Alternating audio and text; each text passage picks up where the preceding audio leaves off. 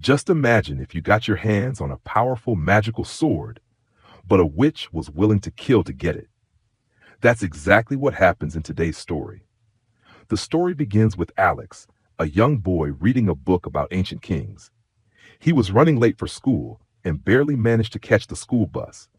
On his way, he got a message from his friend Betters, who needed his help. As soon as Alex reached school, he saw two older students, Lance and Kay, bullying Betters. They had taken his belongings. Summoning his courage, Alex confronted them, but Lance didn't like his interference. Lance shoved Alex and threw his homework into the gutter. Furious, Alex lunged at Lance, and a fierce fight broke out between them. A teacher intervened, stopped the fight, and sent them to the principal's office.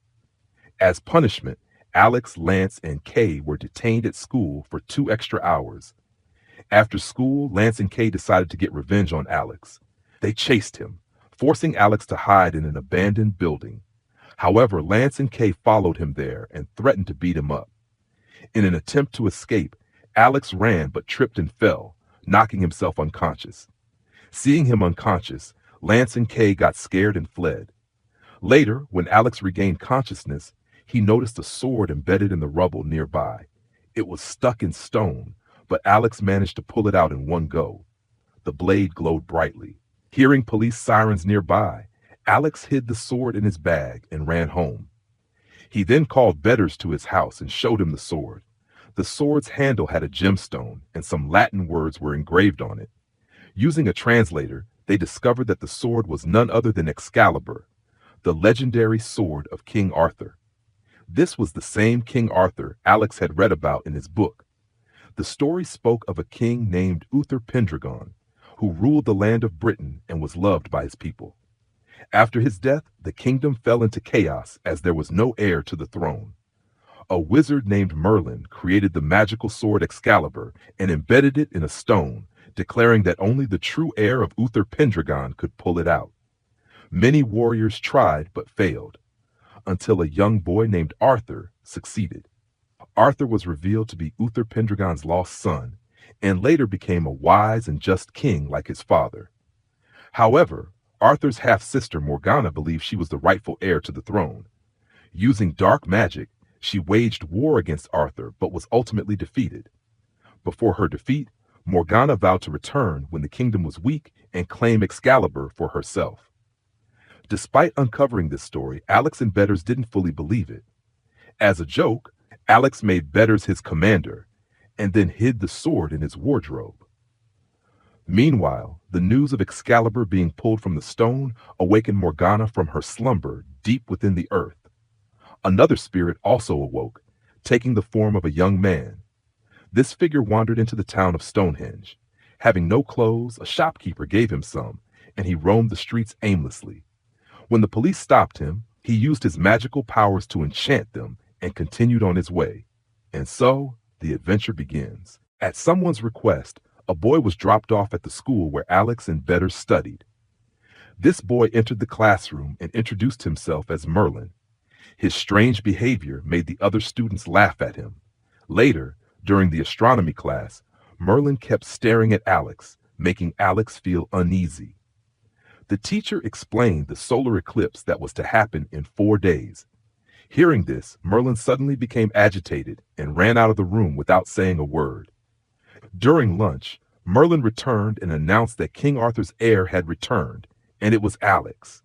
Alex didn't like Merlin's behavior and ran away, while the other students laughed at Merlin's claims. After school, Alex went home and decided to return the sword. He wanted to avoid unnecessary trouble and forget everything that had happened. But in the middle of the night, he woke up and saw through his window that a skeleton carrying a flaming sword was rising from the ground. Alex called out for his mother, Mary, but she wasn't home. Terrified, Alex locked himself in his room and took out the sword, whose gem was now glowing brightly. Suddenly, the skeleton broke into his room and was about to attack Alex.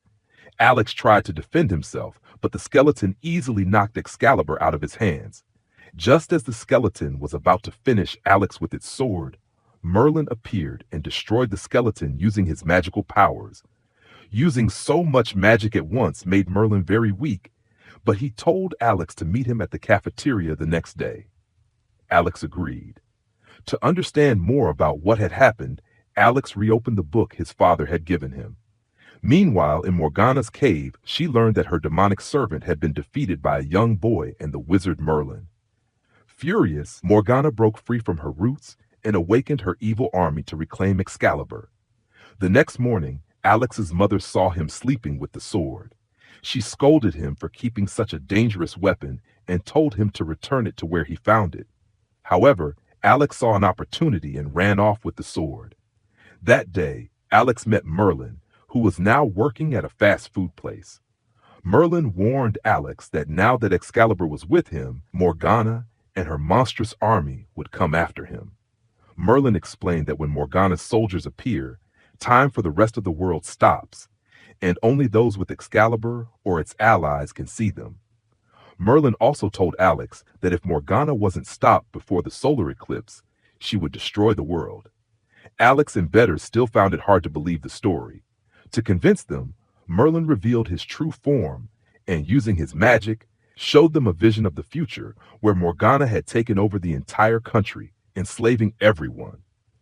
After showing them this terrifying vision, Merlin told Alex that it was now his responsibility to find and defeat Morgana. Merlin then disappeared, leaving Alex and betters to return to the place where Alex had found Excalibur. The two began planning their next steps, but soon night fell, and Morgana's soldiers were sure to come after them. Before that could happen, Lance and Kay showed up once again to harass Alex. This time, Alex challenged Lance and Kay to pull the sword out of the stone. As expected, neither of them could do it. Then Alex said that if he managed to pull the sword out, Lance and Kay would have to kneel before him. They reluctantly agreed, and Alex effortlessly pulled the sword out. When Lance and Kay kneeled before him, Alex declared them his knights. However, Lance thought Alex was joking and shoved him, taking the sword. At that very moment, 3 skeletal soldiers riding flaming horses emerged from the ground. Seeing them, Lance tried to defend himself with the sword, but one of the soldiers knocked it out of his hands. Just as the soldier was about to kill Lance, Alex picked up the sword and fought back, telling the others to run. As they ran, they screamed for help, but just as Merlin had warned, time froze when the demonic soldiers arrived. No one could help them.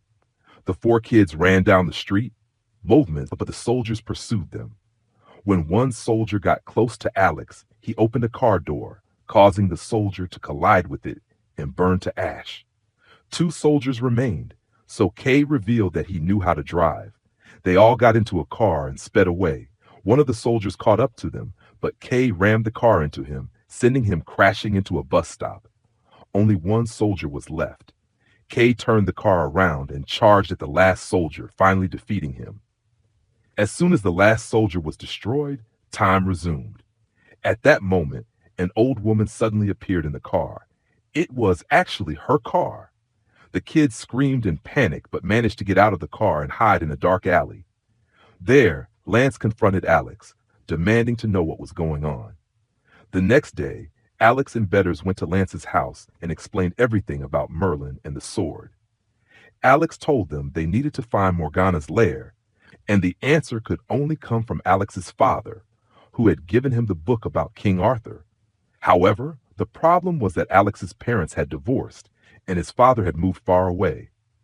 Their mission now was to find Alex's father and learn more about Morgana. Lance and Kay, now part of the team, agreed to help. The next day, the 4 of them boarded a bus to search for Alex's father. On the way, Merlin appeared in the form of an owl and used his magic to take control of the bus. He began training the kids in the ways of royal knights. Merlin then brought them to Stonehenge, where he used his magic to open a secret doorway. From there, the group had to continue their journey on foot. After walking for a while, Merlin decided to stop and teach them sword fighting.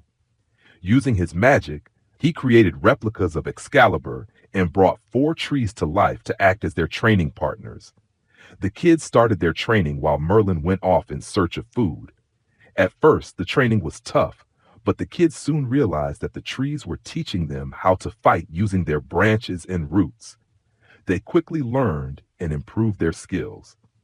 However, Morgana, from deep underground, took control of the tree's roots, which then trapped Alex and Betters. They called out to Lance and Kay for help, but Lance, overcome with greed, stole Excalibur from Alex and tried to escape. Unfortunately for him, the trees, now under Morgana's control, turned against Lance. The roots also captured Kay and began dragging all four of them into the ground. Just then, Merlin heard their screams and used a powerful magical spell to destroy the trees and their roots.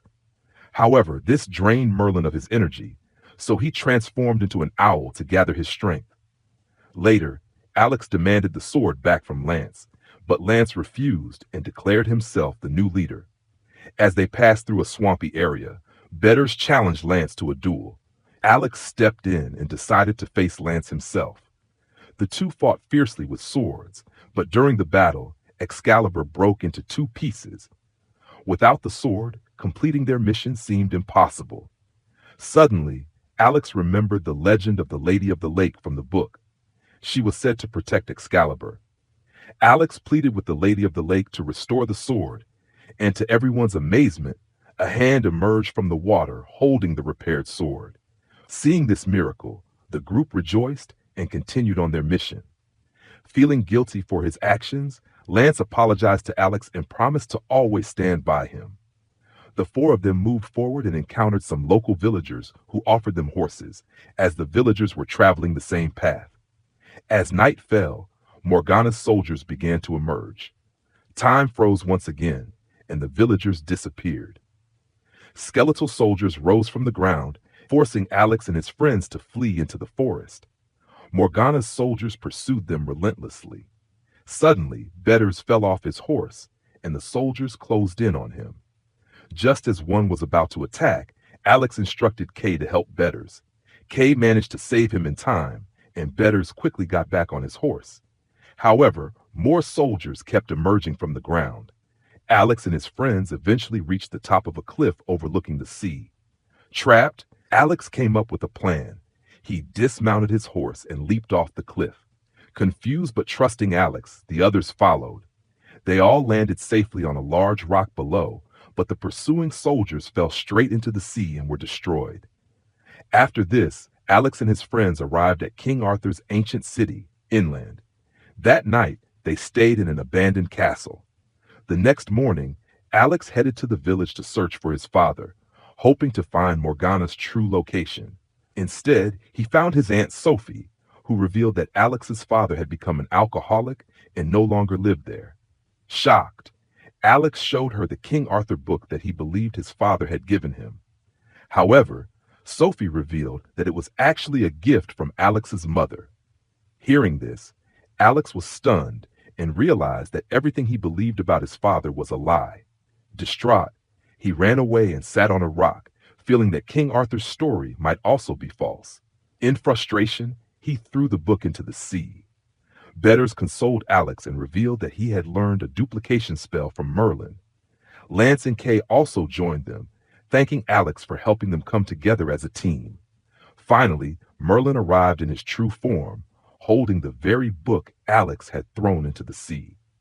Merlin explained that Alex had been chosen to wield the sword, not because he was King Arthur's descendant, but because within him lies the courage and determination to stand by the truth.